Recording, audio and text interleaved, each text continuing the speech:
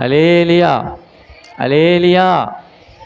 వారు రోడ్డు మీద అలా వెళ్తుంటే నాకు ఆ మట్టలాదివారము మళ్ళా తిరిగి ఆ సంతోషం నా హృదయంలో కలిగింది. హల్లెలూయా. యేసు ప్రభు వెళ్తున్నప్పుడు ఆ రోజు శిష్యులు కూడా అలాగే మట్టలు తీసుకొని మరి ప్రభు పేరట వచ్చువానికి జయము, దావీదు కుమారునికి జయము అని కేకలు వేస్తూ పాటలు పాడుతూ ప్రభువుని మరి ఒక రాజులాగా ఊరేగించుకుంటా తీసుకొని వెళ్ళారు. మరి ఆ సంతోషకరమైనటువంటి ఆ శుభదినాన్ని ఈరోజు మనం కూడా ఇలా సెలబ్రేట్ చేసుకోవడానికి 2025వ సంవత్సరంలో దేవుడు మనకిచ్చిన గొప్ప ధన్యత కొరకై దేవునికి స్తోత్రం. హల్లెలూయా, హల్లెలూయా. మార్క్స్ వార్త చదివాం కదా, 11వ అధ్యాయము 11వ అధ్యాయంలో 9వ వచనం. మరియు ముందు వెళ్ళుచున్న వారును వెనుక వచ్చుచుండిన వారును జయము, ప్రభు పేరట వచ్చువాడు స్తుతింపబడునుగాక. వచ్చుచున్న మన తండ్రి అయిన దావీదు రాజ్యము స్తుతింపబడునుగాక. సర్వోన్నతమైన స్థలములలో జయము అని కేకలు వేయుచుండిరి. హల్లెలూయా. మట్టలాదివారము అనేది ఒక ప్రత్యేకమైనటువంటి ఆదివారముగా గత ఎన్నో సంవత్సరాల నుండి మన సంఘాల్లో మరి వీటిని సంతోషంగా మనం జరిగిస్తూ రావడం, మరి ప్రభు ఆనాడు ఎలాగైతే ఆయన యెరూషలేములో జయప్రవేశం చేశారో అలాగే మన జీవితాల్లో కూడా దేవుడు ఆయన గొప్ప రాజుల రాజుగా మన కుటుంబాల్లో మన జీవితాల్లో దేవుడు జయప్రవేశము చేయునుగాక. హల్లెలూయా. ఇక్కడ గమనించినట్లయితే మనకి ఇది కేవలం అప్పటికప్పుడు తాత్కాలికంగా జరిగినటువంటి సంగతి కానే కాదు. ఈ మట్టలాదివారం రోజున యేసు ప్రభు వారు ఆయన తన 2 శిష్యులను పిలిచి ఎదురుగా ఉన్న గ్రామంలోకి వెళ్ళి అక్కడ ఒక గాడిద పిల్ల కట్టబడి ఉంటుంది, దాన్ని విప్పి నా యొద్దకు తీసుకొని రండి. వారు వెళ్ళారు. ఆ గాడిద పిల్లను అక్కడ కట్టబడి ఉండడం చూసి ఆ గాడిద పిల్లను ఆ యేసు ప్రభు వారి దగ్గరికి తీసుకొని వచ్చారు. తీసుకొని వచ్చినప్పుడు కొంతమంది ఆ గాడిద పైన తమ వస్త్రములను వేసినప్పుడు ప్రభువారు ఆ గాడిద మీద ఎక్కి కూర్చున్నారు. ఎక్కి కూర్చున్నప్పుడు ఇక అక్కడ ఒక పెద్ద కోలాటంలాగా ప్రజలందరూ పోగైపోయారు. ప్రజలందరూ పోగైపోయి అక్కడ మరి శిష్యులందరూ కూడా కేకలు వేస్తూ పాటలు పాడుతూ ఉండగా ప్రజలందరూ కూడా మరి దావీదు కుమారునికి జయము, ప్రభు పేరట వచ్చును వానికి జయము, సర్వోన్నతమైన స్థలముల్లో జయము అని ఇలాగా వచ్చుచున్న మన తండ్రి అయిన దావీదు రాజ్యము స్తుతించబడునుగాక ఇలా కేకలు వేస్తూ వారు పాటలు పాడుతూ దారి పొడవున బట్టలు పరుస్తూ ఉన్నప్పుడు యేసయ్య గాడిద మీద కూర్చొని ఒక రాజులాగా ఆయన ఊరేగింపుగా ఆయన తీసుకొని వెళ్తున్నారు. హల్లెలూయా. కారణం ఏంటంటే అప్పటి వరకు కూడా ఇశ్రాయేలు ప్రజలకి రాజు లేడు.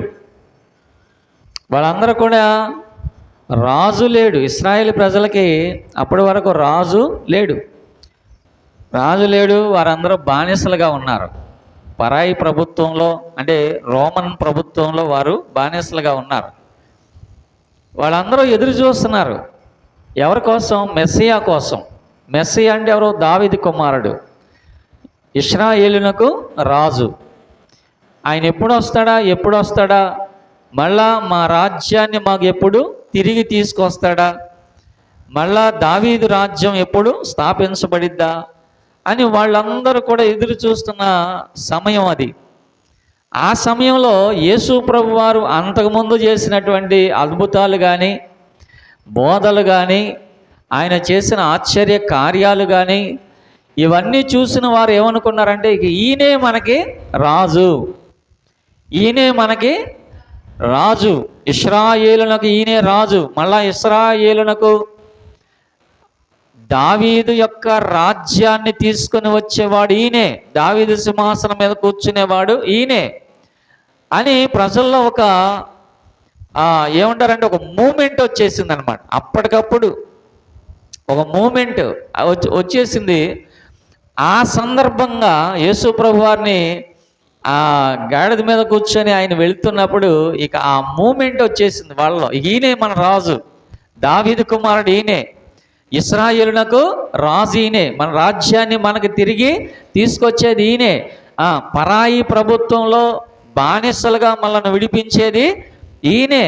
ఐగుప్తులో దేవుడు ఎలా విడిపించాడు, ఇప్పుడు రోమా ప్రభుత్వంలో మనల్ని కూడా దేవుడు అలాగా విడిపించి మనల్ని స్వతంత్రులుగా చేస్తాడు. ఈయనే ఇక మనకు రాజు అని వాళ్ళందరూ కూడా ఒక ఏకాభిప్రాయానికి వచ్చేసి వాళ్ళందరూ పాటలు ఆనందంతో సంతోషంతో పాటలు పాడుతూ యేసుప్రభు వారి ముందు మట్టలు అలాగా మరి పట్టుకొని మట్టలు ఊపుతూ ఏమండి వస్త్రాలు దారి పొడుగున పరుస్తూ ఆయన ఒక రాజులాగా వారు ఊరేగించుకుంటా తీసుకొని వెళ్తున్న సందర్భం అది. హల్లెలూయా.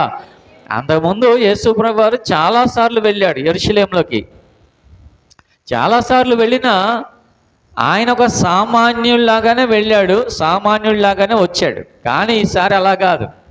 ఈ మట్టల ఆదివారం రోజు స్పెషల్ ఏంటంటే వాళ్ళందరూ ఏమనుకున్నారంటే ఇక ఈయన్ని మనం దావీదు సింహాసనాన్ని, దావీదు రాజ్యాన్ని ఈయన మరలా మన కోసం తీసుకొస్తాడు, మన పక్షంగా ఆయన యుద్ధం చేస్తాడు, మనల్ని విడిపిస్తాడు, మనకి యొక్క రాజ్యాన్ని ఏర్పాటు చేస్తాడు, మన స్వతంత్రులుగా చేస్తాడని వాళ్ళందరూ కూడాను బాగా ఒక సంతోషంతో వాళ్ళు ఆయన్ని ఊరేగించుకుంటా తీసుకుని వెళ్తున్నారు. ప్రియా దేవుని పిల్లరా, సరే ఇదంతా మనకి తెలుసు. ఆయన మరణించి తిరిగి లేచిన తర్వాత కూడా ఆ శిష్యులకి ఈ అనుమానం పోలా. ఏ అనుమానం? అయ్యా మరి నిన్ను హోసన్నా హోసన్నని ఊరేగించకుండా తీసుకెళ్ళాం మేము, దావీదు కుమారునికి జయము జయము అని మట్టలు పట్టుకొని బట్టలు పరుస్తూ మరీ తీసుకెళ్ళాం మేము, మరి నిన్ను దావీదు సింహాసనం మీద కూర్చుంటావని మేము అనుకున్నాం, దావీదు రాజ్యాన్ని మళ్ళా తిరిగి తీసుకొస్తావని మేము అనుకున్నాం, మరి అసలు ఇదేమీ జరగలేదు, నువ్వేమో పరలోకం వెళ్ళిపోతున్నావు, ఇదేమి చేయలేదు కదా, నువ్వు మళ్ళా రాజుగా సింహాసనం మీద కూర్చోలేదు, రాజ్యాన్ని మరలా తీసుకొని రాలేదు, ఆ రోమా ప్రభుత్వం నుండి మమ్మలను బానిసలుగా ఉన్న మమ్మలను విడిపించలేదు, ఏమీ చేయలేదు కదా, మరి నువ్వేం పరలోకానికి వెళ్ళిపోతున్నావు. మరి అసలు సంగతి ఏంటి? అసలు సంగతి అంటే అపోస్తలుల కార్యాల గ్రంథంలో ఉంటుంది చూడండి, 1వ అధ్యాయం 6వ వచనం. యేసుప్రభు వారు ఒలీవ కొండ మీద తన శిష్యులతో ఆయన పరలోకానికి ఆరోహణమై వెళ్ళిపోతున్న సందర్భం అది. కాబట్టి వారు కూడి వచ్చినప్పుడు, ప్రభువా ఈ కాలమందు ఇశ్రాయేలునకు రాజ్యమును మరలా అనుగ్రహించదవా? అసలు సంగతి చెప్పుకుండా వెళ్ళిపోతున్నాం ఏంటి ప్రభువా? అర్థమైందా ఏమండి? మేము ఎంత కష్టపడి మట్టలు పట్టుకొని, ఎంత కష్టపడి మేము బట్టలు పరుస్తూ ఆ యెరూషలేము వరకు నిన్ను ఒక రాజుగా నిన్ను ఊరేగించుకుంటా మేము తీసుకొని వెళ్ళి నువ్వు రాజు అవుతావని, దావీదు సింహాసనం మీద కూర్చుంటావని, ఇశ్రాయేలీలకు స్వాతంత్ర్యాన్ని తీసుకొస్తావని మేము ఇవన్నీ ఎక్స్పెక్ట్ చేసాము. కానీ నువ్వు మరి ఇదేమి చేయకోకుండా నేను పరలోకానికి వెళ్ళిపోతున్నాను అని చెబుతున్నావు ఏంటి ప్రభువా? మరి ఇశ్రాయేలునకు ఈ కాలమందు రాజ్యమును మరలా అనుగ్రహించదవా?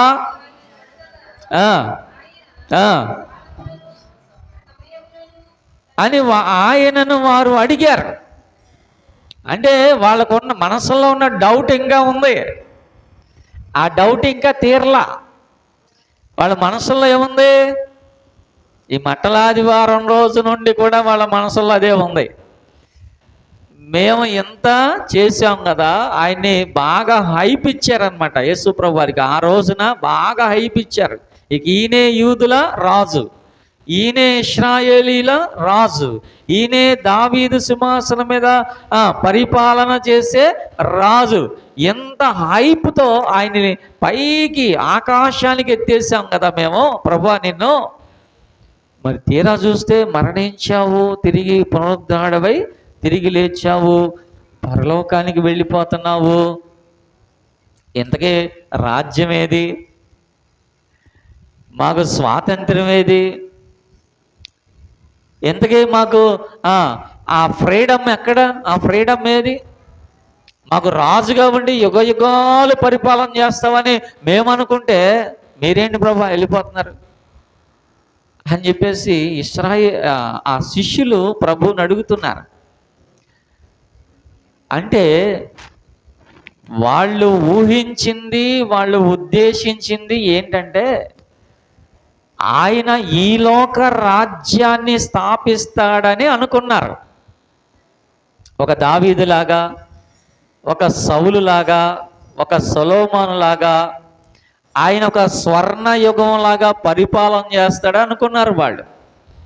కానీ వీళ్ళకి ఇంకా అర్థం కాల. ఏమిటో తెలుసా? ఈయన యూదుల రాజు అని చెప్పుకుంటున్నారని పిలాతు ఎదుట యేసుప్రభు వారి మీద నేరం మోపితే పిలాతు అడిగాడు. ఏమడిగాడు? నీవు యూదుల రాజువా అన్నాడు. అంటే ప్రభు ఏమన్నాడు? నీవన్నట్టే, కానీ నా రాజ్యము ఈ లోక సంబంధమైనది కాదు. నా రాజ్యం ఈ లోక సంబంధమైనది అయితే నన్ను విడిపించడానికి గెత్సెమనే వనములో నా శిష్యులు పోరాడేవాళ్ళు, యుద్ధం చేసేవాళ్ళు మీతో. ఏమని? మా రాజునే పట్టుకుంటారా మీరు? మా రాజునే బంధిస్తారా? మా రాజునే మీరు తీర్పులోకి తీసుకొస్తారా? మా రాజునే సిలువ వేయడానికి తీసుకొని వెళ్తారని నా శిష్యులు మీతో యుద్ధం చేసి నన్ను తప్పించేవాళ్ళు. కానీ నా రాజ్యము ఈ లోక సంబంధమైనది కాదు. దేవునికి స్తోత్రం, హల్లెలూయా. ఆ మాట శిష్యులకి అర్థం కాల. శిష్యులు ఏమనుకున్నారంటే దావీదులాగా, సొలొమోనులాగా ఈయన ఒక సింహాసనం ఉంటుంది, ఒక రాజ్యము, పరిపాలన, ప్రజలు, మరి ఆయన యుగ యుగాలు కూడా అలా పరిపాలన చేస్తాడు అనుకున్నారు వాళ్ళు. కానీ వారికి అర్థం కాని సంగతి, యేసు ప్రభు వచ్చింది ఈ లోకములో ఆయన ఒక రాజ్యాన్నో ఒక మతాన్నో స్థాపించడానికి కానే కాదు. ఆయన ఏ రాజ్యాన్ని స్థాపించడానికి వచ్చాడంటే పరలోక రాజ్యాన్ని భూమి మీద స్థాపించడానికి వచ్చాడు ఆయన. హల్లెలూయా. అందుకే ఆయన సువార్త ప్రకటన ప్రారంభించినప్పుడే చెప్పాడు ఆయన. ఏమని? పరలోక రాజ్యము సమీపించి ఉన్నది, మారు మనసు పొంది అందులో ప్రవేశించండి. అంటే ఇప్పుడు దేవుని రాజ్యము, పరలోక రాజ్యము ఈ లోకానికి స్థాపించడానికి వచ్చిన యేసు ప్రభు వారిని వాళ్ళేమనుకున్నారంటే ఇశ్రాయేలీల కొరకే రాజ్యాన్ని తీసుకొస్తాడు, ఇశ్రాయేలీలను పరిపాలన చేస్తాడు అని వాళ్ళు అనుకున్నారు. కానీ ఆయన రాజ్యము ఈ లోక సంబంధమైనది కాదు. ఆయన రాజ్యము అది పరలోక సంబంధమైన రాజ్యము. హల్లెలూయా. ఇప్పుడు ఆయన పరలోక సంబంధమైన రాజుగా, రాజుగా, ప్రభుల ప్రభువుగా మన కొరకు దిగి రాబోతున్నాడు ఆయన. హల్లెలూయా. ఎందుకోసం రాబోతున్నాడు? ఇప్పుడు అస్సలు టాపిక్లోకి వద్దాం. ఎందుకంటే ఇవాళ గాడిద గురించి చెప్పుకోవాలి మనం. గాడిద గురించి చెప్పుకోకపోతే ఈ మట్టలాదివారం రోజున మన సందేశం సంపూర్ణం కాదు. దేవునికి స్తోత్రం, హల్లెలూయా.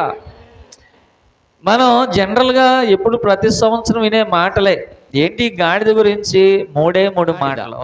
ఒకటి కట్టబడింది, రెండవది విప్పబడింది, మూడవది ఎక్కబడిన గాడిద. దేవునికి స్తోత్రం, హల్లెలూయా. ప్రియ దేవుని పిల్లరా, ఈ గాడిద మానవ జీవితానికి చాలా దగ్గర పోలికలు ఉన్నాయి. మానవ జీవితానికి చాలా దగ్గర పోలికలు ఉన్నాయి. ఎందుకంటే ప్రయాసపడి భారం మోయిచున్న, భారము మోయిచున్న అంటే అసలు భారం మోసే జంతువు ఏది లోకంలో? భారం మోసే జంతువు ఏది? గాడిదే.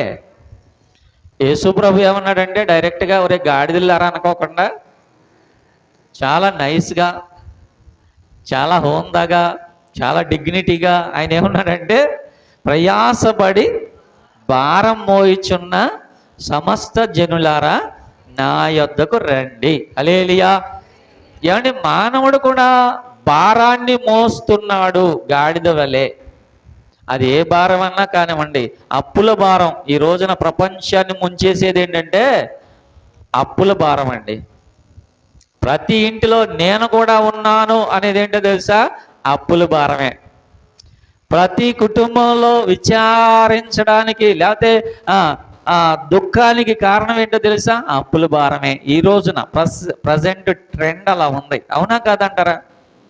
ఈ అప్పుల భారంతో మనుషులు ఎంత కూరుకుపోతున్నారంటే, ఎంత విచారానికి లోనైపోతున్నారో, ఎంత దుఃఖానికి లోనైపోతున్నారో ఏమండి చూస్తున్నప్పుడు నిజంగా ఈ అప్పుల భారంలో ప్రజలు ఎంతగా కూరుకుపోతున్నారో, ఎంతగా వాళ్ళు నలిగిపోతున్నారో, ఎంతగా వాళ్ళు ఇబ్బందులు పడుతున్నారో అని చూస్తున్నప్పుడు దేవుడు యేసయ్య ఉన్నాడంటే, అప్పుల భారమైనా, ఆర్థిక భారమైనా, అనారోగ్య భారమైనా, ఏమండి కుటుంబ భారమైనా, పాప భారమైనా, ఏ భారమైనా మోస్తున్న వారలారా నా యొద్దకు రండి. హల్లెలూయా. నిజమేనండి ప్రియ దేవుని పిల్లారా.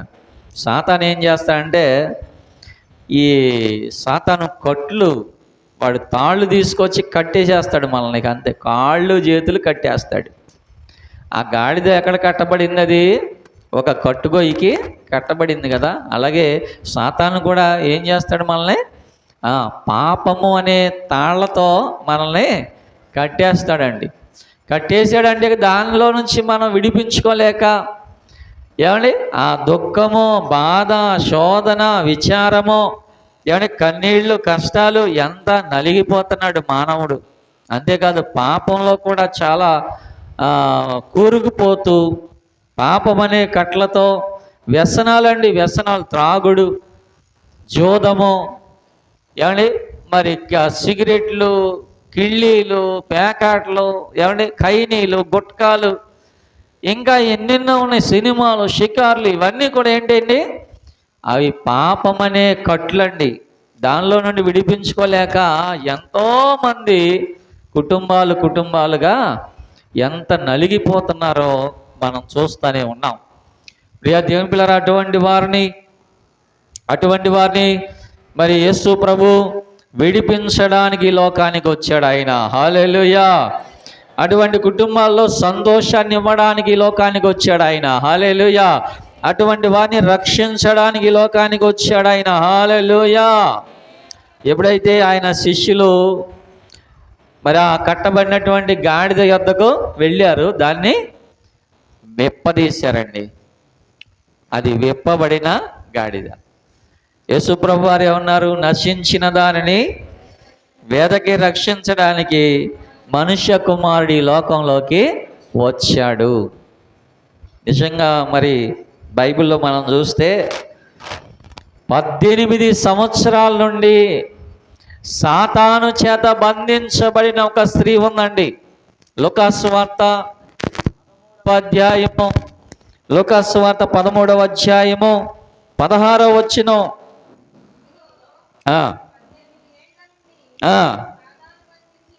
ఎన్ని సంవత్సరాలు అయిందండి? చెప్పాలండి మట్టలాదివారం రోజు చెప్పాలి. ఎన్ని సంవత్సరాలు అయింది? 18 ఏళ్ళు అవుతుందండి. దేని చేత బంధించబడింది ఆమె? సాతాను చేత బంధించబడింది. ఆమె ఎక్కడ ఉంది అంటే దేవుని మందిరంలోనే ఉందామె. అర్థం చేసుకోండి, దేవుని మందిరంలోనే ఉంది. యేసు ప్రభు వారు సమాజ మందిరంలోనికి వెళ్ళినప్పుడు కదా, అక్కడ ఆ సమాజ మందిరములో 10వ వచనం నుండి మనం చూస్తాం.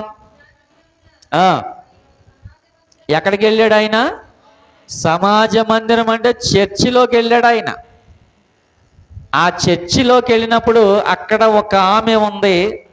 ఆమె 18 సంవత్సరాల నుండి బలహీనపరచు దయ్యము పట్టిన ఒక స్త్రీ. ఆమె చూసారా?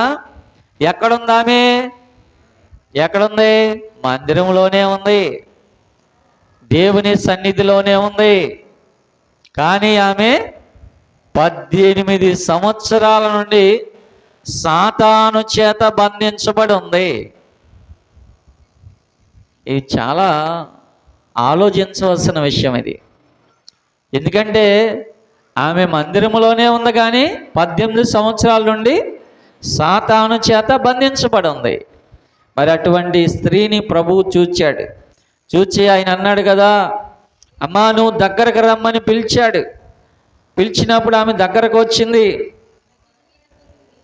నీ బలహీనత నుండి నీవు విడుదల పొంది ఉన్నావని ఆమెతో చెప్పాను. ఎప్పుడైతే యేసు ప్రభువు వారు ఆమెతో ఈ మాట చెప్పాడో వెంటనే ఏం జరిగింది?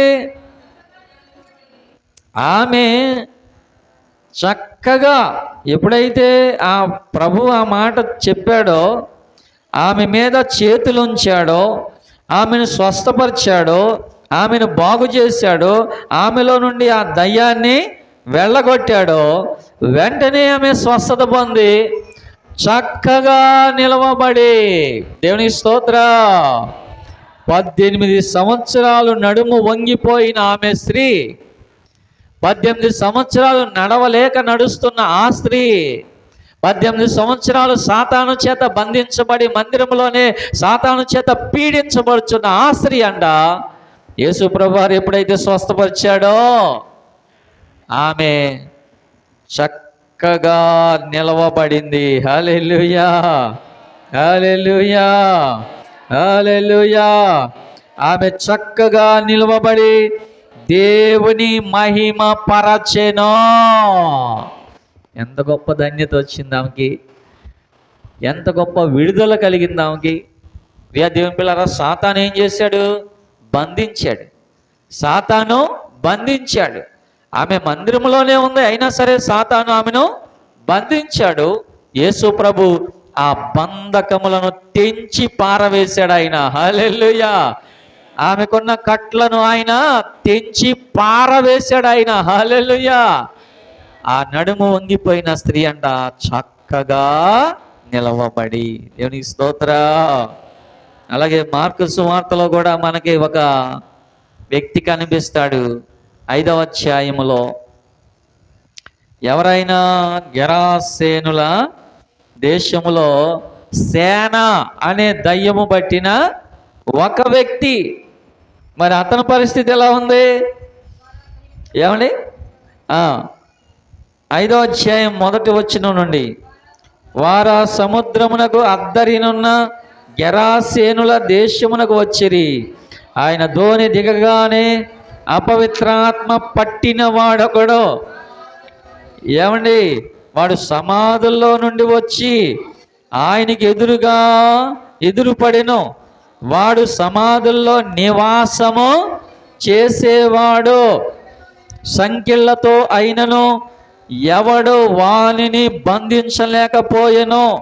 పలుమార్లు వానిని కాళ్లను చేతులను సంకెళ్ళు వేసి బంధించినను వాడు ఆ చేతి సంకెళ్లను తెంపి కాలి సంకెళ్లను తుత్తునీయులుగా చేసెను గనక ఎవడును వానిని సాధు పరచలేకపోయెను. వాడు ఎల్లప్పుడూ రాత్రింబగళ్ళు సమాధులలో కొండలలో కేకలు వేయచ్చు తన్ను తాను రాళ్లతో గాయపరుచుకొనుచు ఉండేవాడు. ఇదంతా ఎందుకు జరుగుతుంది? అతను ఏం పట్టుకుంది? ఎవరు చెప్పట్లా? ఏం పట్టుకుంది అతన్ని? దెయ్యం పట్టుకుంది, సాతాను పట్టుకుంది. సాతాను పట్టుకుందండి. సాతాను దయ్యం పట్టుకున్నవాడు ఇదిగో ఈ విధంగా జీవిస్తున్నాడు. వాడు సమాధుల్లో నివాసం చేస్తున్నాడు. మరి భార్యాబిడ్డలతో కలిసి ఉండలేదు, తన ఇంటిలో ఉండలేదు, తల్లిదండ్రులతో కలిసి ఉండలేదు. ఎక్కడ ఉన్నాడు? సమాధుల్లో నివాసం చేస్తున్నాడు. ఏమండి? అంతేకాదు, ఎవరన్నా ఒకవేళ వచ్చి ఆ కాళ్ళు చేతులు కట్టి ఇంటికి తీసుకెళ్దామని అనుకుంటే వాడు ఒక్క దెబ్బతో ఆ సంకెళ్ళు తాళ్ళు పటపట తెంచి ఆ వచ్చిన వారి మీద పడిపోతున్నాడు. వచ్చి వాళ్ళను కొడుతున్నాడు, వాళ్ళని గాయపరుస్తున్నాడు. అంతేకాదు, వాడు ఏమండి ఇంకెక్కడ తిరుగుతున్నాడు? వాడు కొండలలోనూ సమాధులలోనూ రాత్రింబగళ్ళు కేకలు వేయుచు తనను తానే గాయపరుచుకొనుచు రాళ్లతో వాడు అలా జీవిస్తున్నాడు. అంత భయంకరమైన జీవితం అది. ఒకవేళ ఈ రోజున అటువంటి పరిస్థితుల్లో మనుషులు ఒకవేళ ఉండకపోవచ్చేమో, కానీ చాలామంది వ్యసనాల చేత బంధించబడి ఉన్నారు. ఏమండి? కుటుంబాలు పాడైపోయినా సరే, ఏమండి కుటుంబాలు నాశనం అవుతున్నా సరే మాకేమీ పట్టదన్నట్టుగా చాలామంది వ్యసనాలలోనే ఉండిపోతున్నారు. తాగుడు వ్యసనం, పేకాట వ్యసనం, ఏమండి భ్రష్టమైనటువంటి పనులు, దుర్వ్యాపారము, ఇటువంటి పనుల్లో మనుషులు నిమగ్నమైపోయి సాతాను చేత బంధించబడి ఏమండి కుటుంబాలు నాశనం అయిపోతున్నా సరే, ఏమండి విడుదల లేని పరిస్థితుల్లో, ఏమండి సాతాను చేతుల్లో, సాతాను కబంధ హస్తాల్లో నలిగిపోతున్న పరిస్థితుల్లో అటువంటి వారిని విడిపించడానికి ప్రభువైన యేసుక్రీస్తు లోకానికి వచ్చాడు. హల్లెలూయా. ఎప్పుడైతే ఈ వ్యక్తి దగ్గరకు యేసు ప్రభువారు వచ్చారో, ఇదిగో ఆ దయ్యం పట్టిన వాడు యేసయ్యకి ఎదురుగా పరిగెత్తుకొని వెళ్ళి ఏమంటున్నాడు? సర్వోన్నతుడైన దేవుని కుమారుడా యేసు, నాతో నీకేమి పని?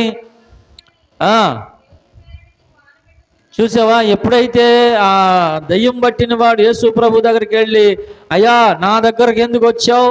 నువ్వు దేవుని కుమారుడు అని నాకు తెలుసు, నువ్వు మెస్సయ్యావని నాకు తెలుసు, నువ్వు రక్షకుడివని నాకు తెలుసు, నా దగ్గరికి ఎందుకు వచ్చావు? దయ్యం మాట్లాడుతుంది. అయితే యేసు ప్రభు వారు ఏం చేశారు? ఏమండి యేసు ప్రభు వారు అతనిలో ఉన్న ఏమండి ఆ దయ్యాన్ని అడిగాడు, నీ పేరేమని వానిని అడుగగా వాడేమన్నాడు? నా పేరు శాన. అంటే ఒక దెయ్యం కాదు. ఎన్ని దెయ్యాలు ఉన్నాయి? చాలా దెయ్యాలు ఉన్నాయి. చాలా దెయ్యం. ఈ రోజున ఒక వ్యసనం కాదు, చాలా వ్యసనాలు ఉంటున్నాయి. చుట్ట, బీడి, సిగరెట్, తాగుడు, పేకాట, ఏమంటే తిరుగుళ్ళు, తాగుళ్ళు, ఎన్ని వ్యసనాలు ఉంటున్నాయో ఆ వ్యసనాలు ఏం చేస్తున్నాయి? మనుషుల్ని జీవితాలు పాడు చేసేస్తున్నాయి, బ్రతుకుల్ని పాడు చేసేస్తున్నాయి, ఆరోగ్యాన్ని పాడు చేసేస్తున్నాయి, ఏమంటే ఆర్థిక పరిస్థితులను పాడు చేసేస్తున్నాయి, అప్పులు పాలు చేసేస్తున్నాయి, మనుషుల్ని అధోగతి పాలు చేసేస్తున్నాయి. అటువంటి ఆ దయ్యాన్ని యేసు ప్రభు వారు గద్దించాడు. ఇదిగో ఆ యేసు ప్రభు వారు గద్దించినప్పుడు ఏమండి అతనిలో నుండి ఆ దయ్యము బయటికి వెళ్ళిపోయి ఆ దూరములనంట 2000 పందులు ఉన్నాయంట. వాటిలో పడినప్పుడంట పందులు గబగబా వెళ్ళి సముద్రంలో పడి ఊపిరాడక చచ్చెను అని వ్రాయబడి ఉంది ఇక్కడ. అయితే ప్రియ దేవులరా, ఆ స్వస్థత పొందిన వాడు, ఆ దయ్యాలు చేత బాధించబడిన వాడు దయ్యం ఎప్పుడైతే వదిలిపెట్టిందో ఏం జరిగింది? అక్కడ 15వ వచనంలో జనులు జరిగినది చూడ వెళ్ళి యేసునొద్దకు వచ్చి సేన అను దయ్యములు పట్టిన వాడు బట్టలు ధరించుకొని స్వస్థ చిత్తుడై కూర్చొని ఉండుట చూచి భయపడిరి. దేనికి స్తోత్ర, హల్లెలూయా. వాడు ఎప్పుడైతే స్వస్థత పొందాడో, దయ్యము అతనిలో నుంచి పారిపోయిందో, వాడంట యేసు పాదాల దగ్గర కూర్చున్నాడంట అండి. యేసు పాదాల దగ్గర కూర్చున్నాడట. దేవునికి స్తోత్రం కలుగును గాక. ఈ రోజున చాలామందిని దేవుని మందిరానికి రమ్మంటే రాలేకపోతున్నారు. చాలామందిని యేసయ్య పాదాల దగ్గరికి రమ్మంటే రాలేకపోతున్నారు. ఏంటంటే ఇదిగో దయ్యము వారిని పట్టుకొని ఉంది, సాతాను వారిని బంధించింది. దేవుని మందిరానికి వెళ్లకుండా, దేవుని మాట వినకుండా, రక్షణ పొందకుండా, దేవునికి దూరంగా ఆ సాతాను తీసుకొని వెళ్ళిపోయి చివరికి ఆ సాతాను నాశనానికి వారిని నడిపిస్తూ ఉంది. రక్షణ పొందండి అయ్యా, దేవుని మందిరానికి రండి అయ్యా అంటే వాళ్ళు రాలేకపోతున్నారు. ఎందుకు రాలేకపోతున్నారు? ఆ సాతాను వారిని బంధించి వారిని సర్వనాశనం చేయాలని సాతానుడు ప్రయత్నిస్తూ ఉన్నాడు. అయితే ప్రియ దేవులారా, ఇదిగో యేసు ప్రభు వారు ఇక్కడ ఈ సేన అనే దయ్యం పట్టినటువంటి వాడిని స్వస్థపరిచినప్పుడు, ఆ దయ్యాన్ని వెళ్ళగొట్టినప్పుడు వాడంట చక్కగా స్వస్థత పొంది బట్టలు ధరించి స్వస్థ చిత్తుడై యేసుక్రీస్తు పాదాల యొద్ద కూర్చొని దేవుని మాటలు వింటున్నాడు. హల్లెలూయా, హల్లెలూయా. దేవుని బిడ్డగా మార్చబడ్డాడు. హల్లెలూయా. అది సాతాను కట్ల నుంచి దేవుడు ఆ వ్యక్తిని విడిపించాడండి. ఈ రోజున దేవుని పిల్లలారా, ప్రభు పిలుస్తున్నాడు. ఈ మైక్ ద్వారా శబ్దము యంత్రముల ద్వారా వినుచున్నటువంటి వారలారా, ప్రయాసపడి భారం మోయిచున్న సమస్త జనులారా, మీరు యేసునొద్దకి రమ్మని ప్రభు పిలుస్తున్నాడు. ఒకవేళ శాంతి సమాధానం లేక, పాపంలో శాపంలో, కుటుంబాల్లో నెమ్మది లేక, సంతోషం లేక, కుటుంబాల్లో ఆ సమాధానం లేక ఉన్నటువంటి వారలారా, మీరు ప్రభు దగ్గరికి రండి. ప్రభు మీ కట్లను విడిపిస్తాడు, మీ పాపపు సంఖ్యలను విడిపిస్తాడు, మీకున్న వ్యసనముల నుండి మిమ్మలను విడిపిస్తాడు. ఒక నూతన జీవితాన్ని, ఒక నూతన ఆశీర్వాదాన్ని ప్రభు మీకు ఇస్తాడు. హల్లెలూయా. ఆ కట్టబడి ఉన్నటువంటి గాడిదను ఆ శిష్యులు ప్రభు మాటను బట్టి వెళ్ళి ఏం చేశారు? ఒప్పదీసి దాన్ని ప్రభు యొద్దకు తీసుకొచ్చారు. ఏంటి స్తోత్రం. ఇక మూడవ మాట ఉంది. ఏంటిది? అది ఎక్కబడిన గాడిద. ఎప్పుడైతే ఆ గాడిద ప్రభు దగ్గరికి వచ్చిందో వాళ్ళు బట్టలు వేశారు, ప్రభు దాని మీద ఎక్కి కూర్చున్నారు. దేని స్తోత్రం. హల్లెలూయా. ఎక్కి కూర్చున్నారు. ఎక్కి కూర్చుంటే ఇక ఆయన ఆ గాడిద మీద వెళ్తూ ఉంటే, యెరూషలేము వైపు వెళ్తుంటే వాళ్ళందరూ ఏం చేశారు? దారి పొడవునా బట్టలు పరిచారండి. ఎక్కడ? నేల మీద బట్టలు పరిచారు. దారి పొడవునా బట్టలు పరిచారట నేల మీద. ఇప్పుడు ఒక మాట ఏంటంటే, బట్టలు మోసే గాడిద బట్టల మీద నడుస్తోంది. హల్లెలూయా, హల్లెలూయా, హల్లెలూయా. దానికి యేసు ప్రభు ఎప్పుడైతే ఆ గాడిద మీద కూర్చున్నారో ఎంతో ఘనత వచ్చిందండి ఆ గాడిదకి. హల్లెలూయా. ఎంతో ఘనత వచ్చిందండి గాడిదకి. బట్టలు మోసే గాడిదండి అది. మీరు కొన్ని ఇదివరకు ఏం చేసేవాళ్ళంటే ఆ రోళ్ళు రాకళ్ళు అన్నీ గాడిద మీద వేసుకొచ్చేవాళ్ళు ఊళ్ళమ్మటే అమ్ముకుంటానికి. మరి ఈ చాకలి వారు ఏం చేసేవాళ్ళు? బట్టలు వాటి మీద వేసుకొని ఆ రేవుకు తీసుకెళ్ళి, ఇప్పటికీ కొన్ని ప్రాంతాల్లో ఉంది, ఆ బట్టలు గాడిద మీద వేసుకొని రేవుకు తీసుకెళ్ళి మళ్ళీ అవి ఉతికి ఎండబెట్టి మళ్ళీ గాడిద మీద వేసుకొచ్చి ఇంటింటికి ఆ బట్టలు ఇస్తూ ఉంటారు. ఆ బట్టలు మోసే గాడిదది. అది ఇప్పుడు ఏమైందంట? బట్టల మీద నడుస్తుందండి. హల్లెలూయా. బట్టల మీద నడుస్తుంది. అది ఎంత ఘనత వచ్చిందో దానికి. కారణం ఏంటి? అది యేసయ్యను మోసే గాడిదగా మారిపోయింది. అది దేనికి స్తోత్రం కలిగిన గాక. బట్టలు మోసే గాడిద ఇప్పుడు ఎవరిని మోస్తుంది? యేసయ్యను మోస్తుంది. అందుకే దానికి అంత ఘనత. ప్రియ దేవులారా, నేను చెబుతున్నాను, మనము యేసయ్యని మన హృదయాల్లోకి మనం స్వీకరించగలిగితే, యేసయ్యని మోసే జీవితాలు మనలో ఉంటే గనక దేవుడు మనల్ని ఎంత ఘనపరుస్తాడో. హల్లెలూయా. మనకి ఎంత ఘనతనిస్తాడో ఆయన. హల్లెలూయా. ప్రియ దేవులారా, గమనించండి. అంతేకాదు, ఆ గాడిదంట యేసయ్యని మోస్తూ ఎక్కడికి వెళ్ళిందంట? యెరూషలేములోకి వెళ్ళిపోయిందంట. హల్లెలూయా.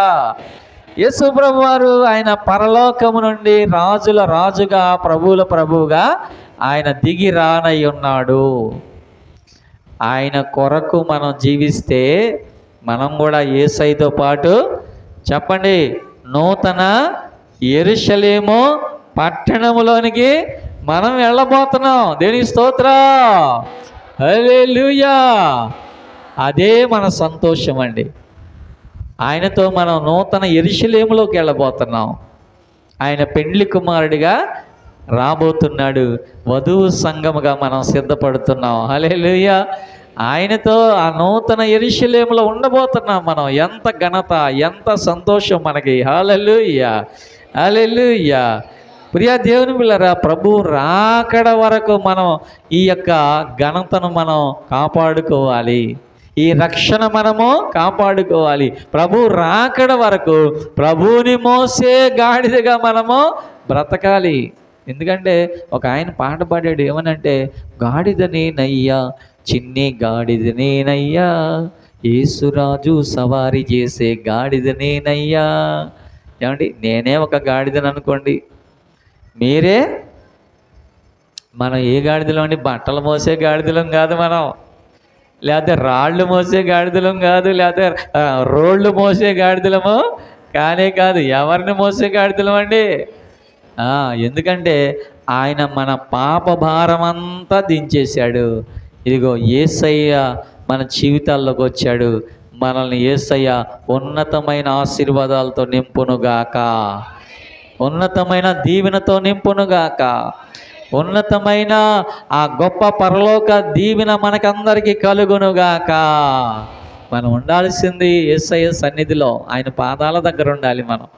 ఆ గెరాసేనుల దేశంలో ఆ స్వస్థత పొందినవాడు ఏం చేశాడు? ఎప్పుడైతే దయ్యము వెళ్ళగొట్టబడిందో వాడు ప్రభు పాదాల దగ్గర కూర్చున్నాడు. వాడు ప్రభు పాదాలు పట్టుకున్నాడు. హల్లెలూయా. మన జీవిత కాలం అంతా కూడా ప్రభు పాదాల దగ్గర ఉందాం మనం. ఏమండి, ఆయన దగ్గర మనకి స్వస్థత ఉంది, ఆయన దగ్గర మనకి క్షమాపణ ఉంది, ఆయన దగ్గర మనకి ఆశీర్వాదము ఉంది.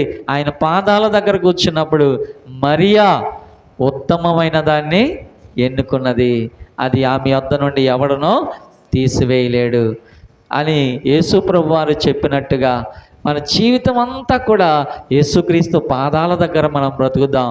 దేవుడు ఆ మాటలను దీవించునుగాక. ఆమేన్.